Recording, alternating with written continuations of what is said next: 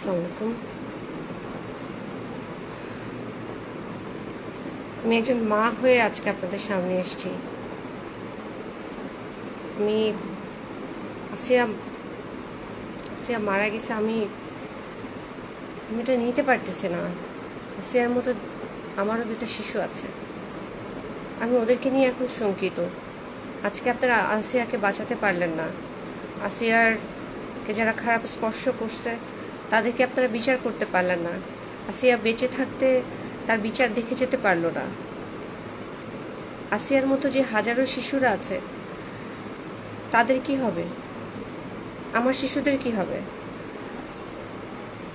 আমি in general কথা বলছি, আমি সমস্ত শিশুদের নিয়ে কথা বলছি। আসিয়াকে আমরা সেভ করতে পারি নাই, আসিয়ার খুনিদেরকে আমরা সাজা দিতে পারি নাই। দেশের মধ্যে অরাজকতার সৃষ্টি হচ্ছে, প্রতিবাদ করতে পারছি না। এক একটা ট্যাগলাইন লেগে যাচ্ছে, এক একটা নামকরণ হচ্ছে, মানে স্পিচলেস।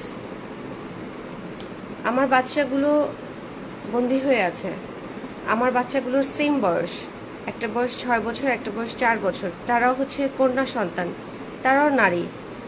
আসিয়া যদি সেফ না থাকে, আসিয়া শুধুমাত্র ওর মায়ের কাছ থেকে ওর বোনের বাড়িতে গিয়েছিল।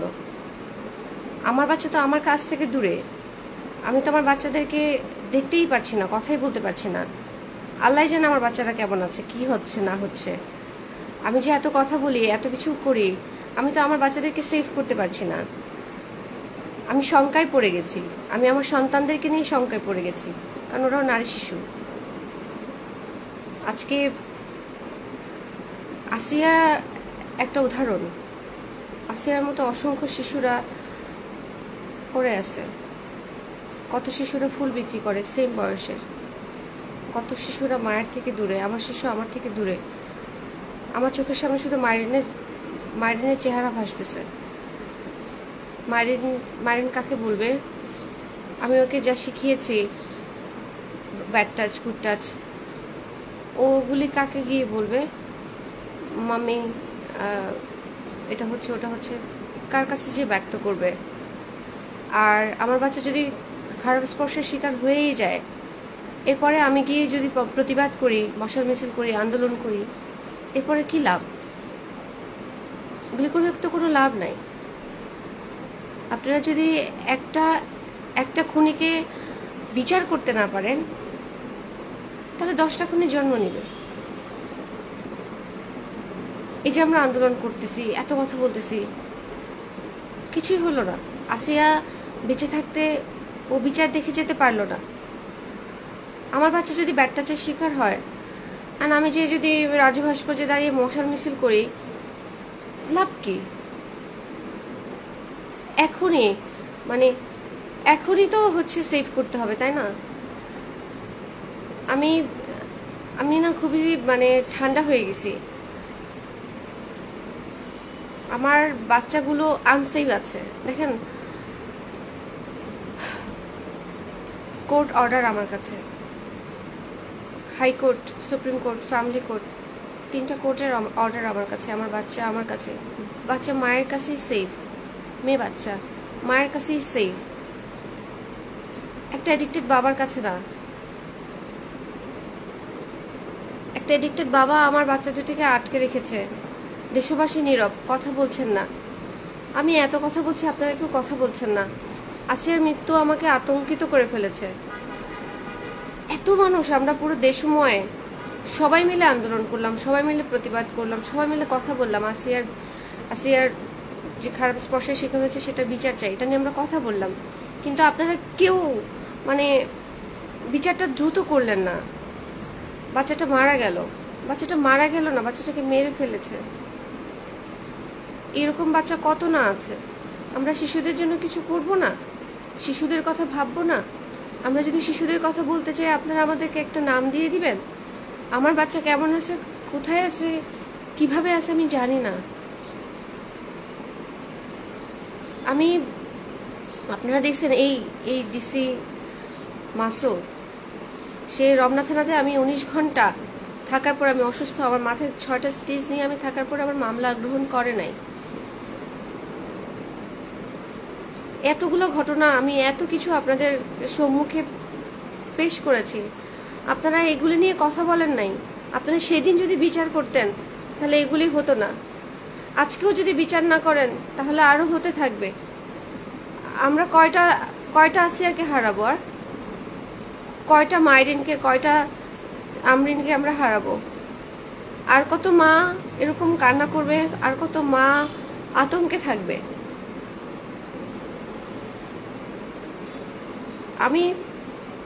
আমি দেখেন, একা মানুষ কি করতে পারি?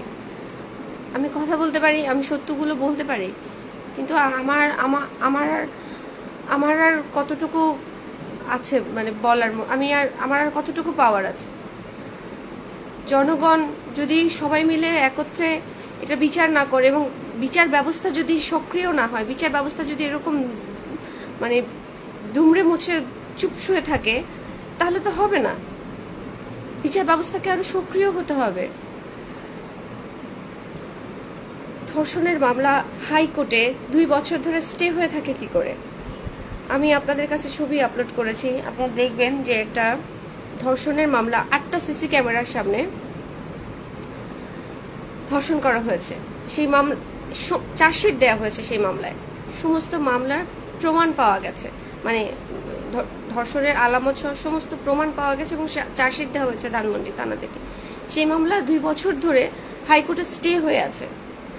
ধর্ষক গিয়ে জাহাঙ্গীর সাহেবের সাথে ছবি তুলছে, ফেসবুকে আপলোড করছে। একজন ধর্ষককে পাহারা দিচ্ছে স্বরাষ্ট্র সচিব। তাহলে তো দেশে ধর্ষণ হবেই, তাহলে তো তারা আরো করবে, ক্রাইম তো আরো করবে। আমি মনে করতে পারি যে হ্যাঁ, বিখ্যাত মানুষরা অনেক মানুষের সাথে ছবি তুলে থাকেন, কিন্তু আপনি যাচাই বাছাই করবেন না আপনি কার সাথে ছবি তুলছেন। আপনি ফ্যামিলি লিখে স্ট্যাটাস দিচ্ছেন যে এটা আমার পরিবার। একজন ধর্ষককে পাশে নিয়ে আপনি ছবি তুলে পরিবার বানাচ্ছেন। সেই ধর্ষক বাচ্চাগুলোকে আটকে রেখেছে, হাইকোর্টে মামলা স্টে হয়ে আছে। এই যদি হয় বিচার ব্যবস্থা, এই যদি হয় আইনি প্রক্রিয়া, তাহলে দেশে কোনো কিছু পরিবর্তন হবে না। এরকম আসি আমরা আরো দেখব, আরো অনেক মায়ের কান্না শুনবো, আরো অনেক আসিয়াকে হারায় ফেলবো। আমি কোনো শিশুকে হারাইতে চাই না। কোনো শিশু এইভাবে ঝরে পড়বে, এটা আমি মেনে নিতে পারছি না। আমার বিশ্বাস করেন, আমি ঠান্ডা হয়ে গেছি। ক্ষমা চাচ্ছেন, আমরা অনেকে স্ট্যাটাস দিচ্ছে আমরা লজ্জিত, আমরা ক্ষমা প্রার্থী, আমরা কিছু করতে পারলাম না। কেন পারলেন না? আমাকে উত্তর দেন, কেন পারলেন না? আপনাদের কিছু করার ছিল না? আমাদের উপরে লাঠিচার্জ ছাড়া আর কিছু করার ছিল না আপনাদের? কেন পারলেন না? মেয়েটিকে বিদেশে পাঠাতে পারতেন না চিকিৎসার জন্য? এয়ার অ্যাম্বুলেন্সে করে মেয়েটিকে দেশের বাইরে পাঠানো যেত না চিকিৎসার জন্য?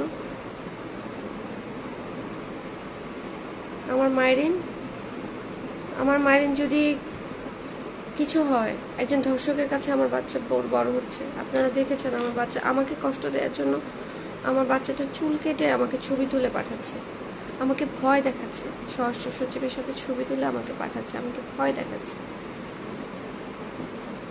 তাদের পাওয়ারের মিসইউজ।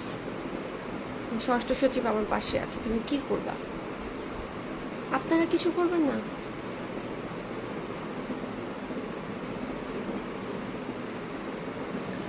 আমি দিন শেষে একজন ব্যর্থ মা, ব্যর্থ মানুষ। আপনারা ব্যর্থ হয়েন না, প্লিজ, আপনারা ব্যর্থ হয়েন না। আর কোনো আসিয়াকে ছড়ে পড়তে দিয়েন না। আইনটাকে আর একটু শক্তপোক্ত হইতে হবে, আরো সচেতন হইতে হবে, আরো সক্রিয় হইতে হবে। ধর্ষণের মামলা খুবই সেন্সিটিভ, এটা এত ব্যক্ত করা যায় না। যখন এই ধরনের কোনো ঘটনা পুলিশ স্টেশনে আসে, আপনারা প্লিজ একা শোনেন, এককভাবে শোনেন কি হয়েছে, ঘটনাটা শোনেন, সবাই মিলে শুনে মজা করে শুনে। এটা মুখরোচক বিষয় না, এটা মানুষের জীবন মরণের বিষয়। তো খুবই সেন্সিটিভ একটা ইস্যুস, তো মুখরোচক না। এটা আপনারা শোনেন, এটার বিরুদ্ধে যা যা অ্যাকশন নেওয়া আছে সেই অ্যাকশনগুলো নেন। এটা যখন থানায় যায় তখনই অর্ধেক মামলা ঝরে যায়। এরপরে যখন আদালতে যায় তখন পুরোটাই শেষ হয়ে যায়, কারণ আলামতই পেশ করতে পারে না, কারণ ধর্ষক আলামত নষ্ট করে ফেলে।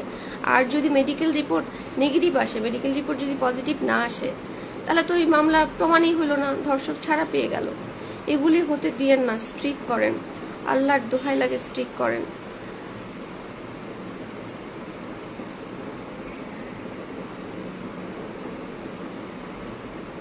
একজন ধর্ষক স্বরাষ্ট্র সচিবের সাথে ছবি তুলে, একজন ধর্ষক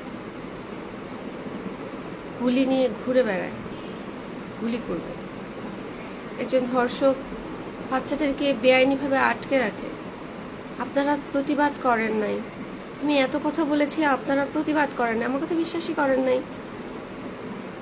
আসিয়ারটাও বিশ্বাস করবেন না।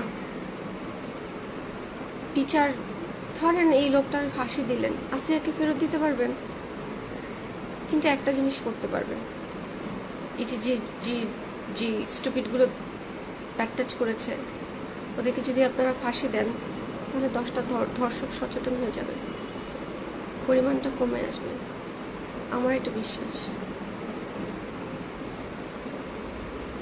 ছোট্ট বাচ্চা, ও এখনো মেয়ে হয়ে ওঠে, নারী হয়ে ওঠে নাই, ওর ড্রেস সেন্স, ওর কোনো কিছু এগুলি ম্যাটার করে না। ও তো দূরে যায় নাই, ওর পরিবারের মধ্যেই ছিল, এটা হইতে পারে না। আমার বাচ্চাটাও তো ছোট, ওরই বয়সী, আমার বাচ্চাটা কি হবে? আমার বাচ্চাটা তো একটা ধর্ষকের কাছে বড় হচ্ছে। আপনারা এটা নিয়ে কথা বলবেন না?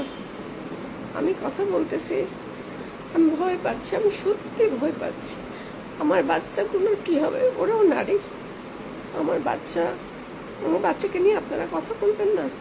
আমার বাচ্চা যদি খারাপ স্পর্শের শিকার হয় আর আমি যদি মশাল মিছিল করি, এতে করে কি বাচ্চাগুলোর জীবনটা ঠিক হয়ে যাবে বলেন?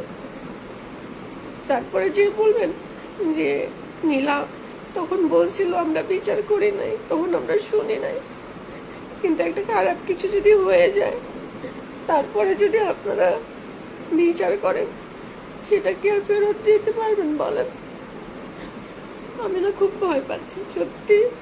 আমি এমনিতে অনেক সাহসী, কিন্তু আসিয়ার মৃত্যুটা আমাকে অনেক ভয় দেখাচ্ছে। আমার মেয়েগুলো ভালো নেই, আমি খুবই আতঙ্কে আছি। আমার মেয়ে শুধু না, প্রত্যেকটা শিশুর জন্য আমার না খুব ভয় লাগছে। বিশ্বাস করেন, আপনারা কিছু করেন, এটা খুবই ভয়ঙ্কর একটা বিষয়। একটা শিশু ধর্ষণের শিকার কেন হবে বলেন? আমরা না হয় আমাদের চলন বলন না হয় খারাপ, আমাদের ড্রেস সেন্স না হয় নাই, আমরা না হয় পারি না, আমরা না হয় অবাধ চলাফেরা করে, আমাদের অনেক দোষ আছে। ওই শিশুটার কি দোষ ছিল বলেন? আমার বাচ্চাগুলোর কি দোষ বলেন? Please do something, please do something.